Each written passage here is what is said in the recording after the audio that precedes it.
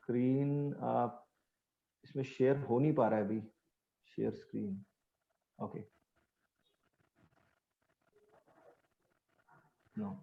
Sir, I would like to Is it visible? inform you we have 15 minutes for the presentation. So you can Got it. conclude But within is 15 minutes. right? Is it visible? Yeah, yes, yes. Great. So my name is Amit Bhatnagar, and the brief background is graduate from IIT Roorkee, did my master from Penn State in biomedical engineering USA, and then I was working with Universal Studio Hollywood as a business consultant.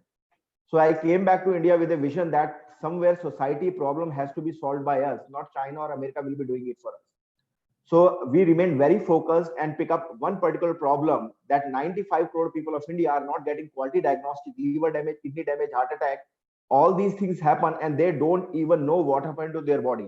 And I could relate to my own father that my father died because of jaundice.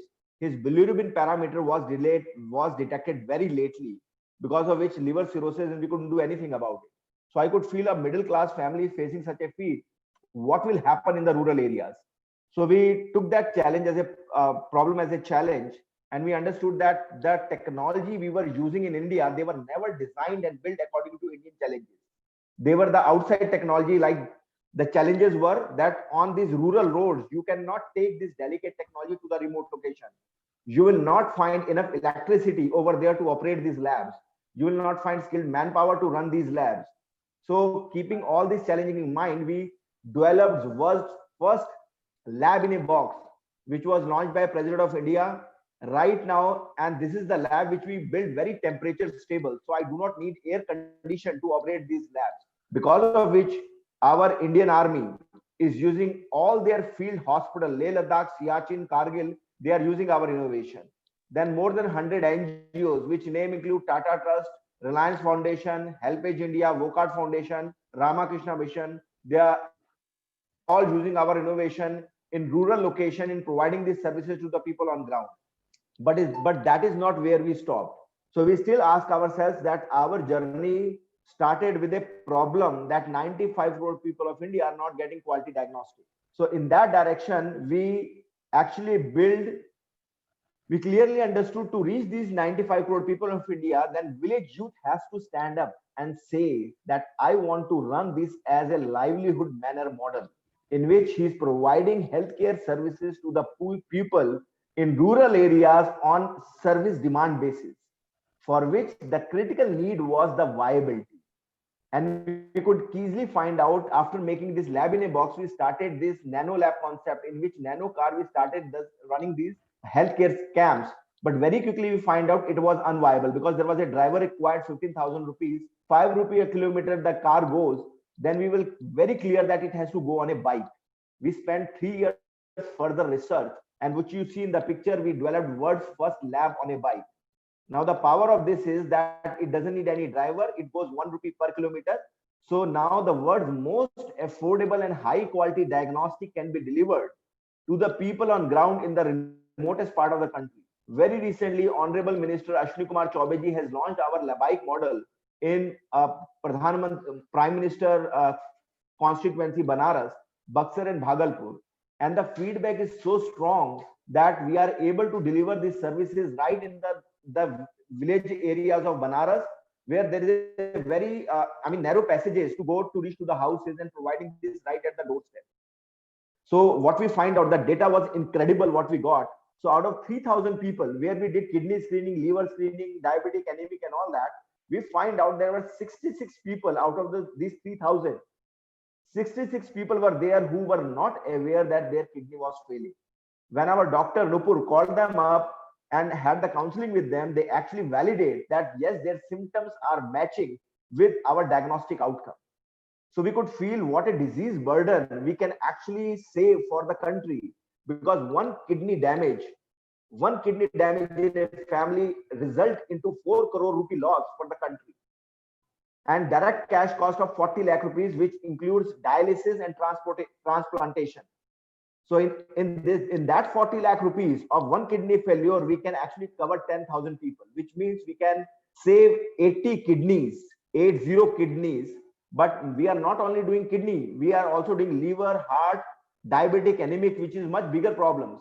So we could find out this preventive care through Labike model is such a powerful thing that even if we are spending 1 rupee through Labike, it will save 10,000 rupees of the country. So now we have this when we are talking about 95 crore people of reaching India with quality diagnostic, we have that disruptive innovation in place.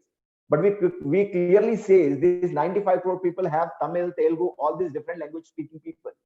So we need to make sure that in Telugu, the local Telugu youth is providing this service for which a skilling is very critical. So we actually we spent 3 years of research where we developed the whole protocol in which we can take this village youth and within 6 months time, we can convert him into a medical professional who is running these services in a very qualitative manner. So right now we have presented our skilling module to 4 states, which is Maharashtra, Tamil Nadu, UP and Bihar. They have signed MOU with us. We are running 4 skills center and 2,000 village youth are being trained. And these trained youth are already in the field working on these projects and giving very, very incredible high quality diagnostic outcome. So imagine a local youth. So the project which is running in Buxar, Bhagalpur and Banaras, it is run by those local youth of Bihar only, not the people from Delhi. Right? So now you can understand the vision of AccuStar is that through local youth empowerment and through this disruptive innovation, we can create high quality diagnostic to the people on ground, which they were not accessing it before, but we can certainly provide a real help to the country back. So AccuStar unique journey is very different from any IVD industry of the current times. If you compare Trans-Asia, if you compare other companies, they have taken the route of semi-automatic analyzer to fully automatic analyzer working in a big hospital. But AccuStar journey was from analyzer to a lab in a box and lab on a bike, because our main motto was to take these high quality services by empowering the youth of the country in the remotest part of the country, providing high quality diagnostic at the most affordable cost. Thank you. Thank you so much, sir. Now I would request to our jury. Yeah, this is very good, Mr. Bhatnagar. I must say commendable. In fact, you are killing two birds. That is providing healthcare at affordable cost as well as employment. Absolutely. To the local youth. Absolutely. Now, tell me, that is fine, but local youth, do they need to be technician? I mean, lab technicians or what? Right, and a very powerful question. So when we talk about providing 95 crore people preventive care, which means we will need 10 lakhs youth. So 10 lakh youth cannot be coming from lab technician, in which we need to pick up this 12th pass candidate who has no medical background. So when I talked about these 2,000 youth, we are actually picking this 12th pass candidate, going them through 6 months program only, not 2 years program. 6 months program, 6 months. but very focused education, and then handing over them a regulated certificate of government certificate. So now they are not like quacks. They are actually medical professionals who are certified, government certified, and providing these services, high quality services to the people on ground. So you provide the 6-month training, or they go to NRLM, all those training centers? No, so we have opened up 4 skill centers, because what we have observed, none of the organization before, even the paramedical colleges, they had no skill focus. So let me explain what we did in the research of skilling. We actually quantified the exact skilling required. For example, micropipetting is one of the most important skill. Then you have phlebotomy. Then you have smear making, slide making, and identification of the cell. So every skill has been identified, then quantified. Initially, I mean, before that, we used to hear his micropipetting is good or bad. But what we have built is a complete framework in which we make him practice through ink, then through actual tests, then a complete test profiles of the people. So once he follow all this protocol, then only he's being certified that yes, he's ready to deliver these services on ground. So it is a very quantifiable and accessible. The assessment can be done. That is the beauty of this. So certified course. Certified course. Yeah. And that whole framework is built by us, by AccuStar. So we have spent 3 years of research in actually how these skills should be quantified and should be assessed and should be trained in a phase-wise manner to the people. So that is what uniqueness has AccuStar added. And these people, they just collect samples, or they Right. take the testing also done on the bike itself, and then instantaneous it is given, or it is given after a day or 2 days or whatever. Thanks, Shafali ji. That is the power of Labike, that these technicians not only collect the blood, they do the test right there and then and report to the people on ground. So once they go into the village area, they will hand over the report there and then. But there is a small catch here, because as per the IMA guidelines, I believe that these test reports, the clinical test reports, they have to be signed by a Absolutely. doctor.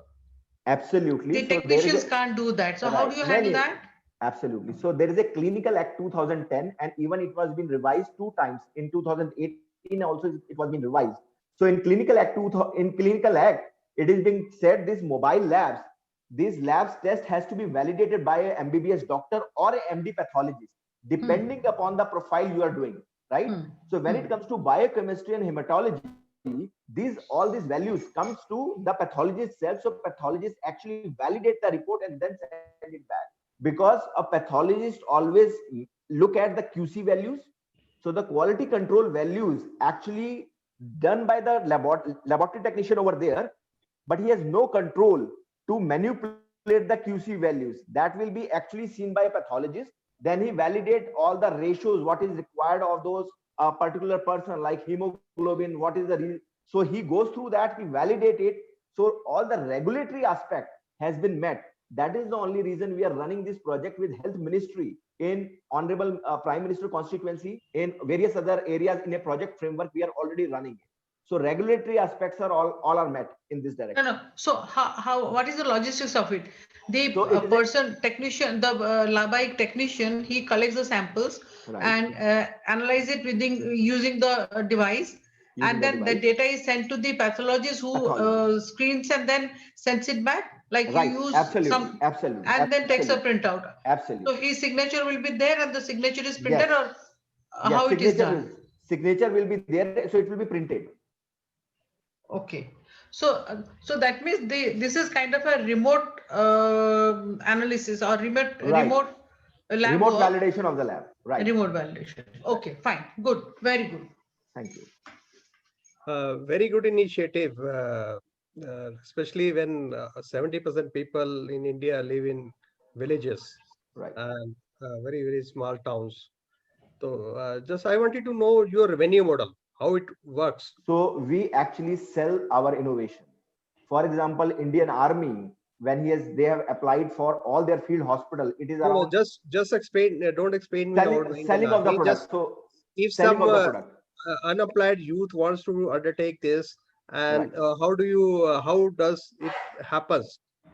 So right now, in terms of unemployed youth, he can buy the lab, and then we do provide him support of getting the all regulation being met, and then he can run these services on ground. But also parallelly, what we are building up, like most of the projects we are running, we are engaging this local youth also with us, so that they get some revenue out of it, and they can run this model much more sustainable manner. So is it working in the villages? It is, but that scale, now we are on the direction, because now it is a very recent thing that Labike was launched. It was a very recent, only a year back, when this whole skilling framework has been built and approved by many states. They are running it now. So now we are more deeply moving into the rural areas, empowering the youth in a sustainable manner, and they're running their own labs on ground. So it is now moving in that direction. But most of the villages are very remote, and they are in those areas the houses are very scattered. Right. So so the person using the bike, he has to travel a lot. Right. And then maybe some connectivity issues are also there.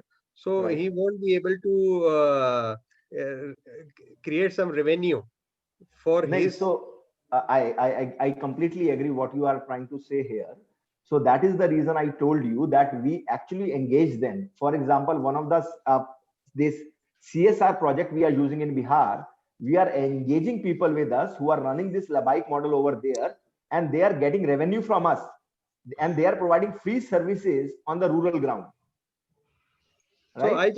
I just wanted to know whether any subsidy mechanism is also required to supplement your efforts. In the initial phase, yes, but eventually it has to remove. So that's what we are doing constantly in that direction. So initially, so that once he takes up the loan, so we try to handhold him for the initial phase, but we also push him. For example, in a week time, he is allowed only 2 days free screening in the village area, which we will reimburse. But another 5 days, he has to go in the field and earn himself. And slowly, because this model is working, we have start seeing that they have started earning at their own also. So the whole idea is to build a sustainable lab by the village youth in the village area, so that it becomes uninterruptible, always available, affordable, right there in the village area itself. But government is providing free facilities for testing and other medical facilities. In that scenario, then who will like to pay and take the services? Right. So what government does is hardly 2 or 3%. It sounds very fascinating, says the government is providing free of cost.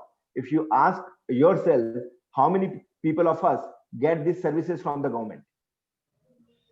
Okay, good, good. I just wanted to know the ground realities, because I worked with the government of India for more than 20 years, and I know the ground reality and how difficult it is to work in rural areas, Absolutely. especially. So But definitely, that is the commitment and that is the vision, because there was a strong belief when I left US, came back to India, that when we imagine a developed nation, it cannot be without those 70% people living in the rural areas. If we cannot bring them in the mainstream and address their basic challenges of health, education, and food, we cannot imagine a developed nation. definitely. So nation building is the core part of it, what we are trying to build with our solutions. So we have just picked up one problem of health and specifically diagnostic, which we are working very focused and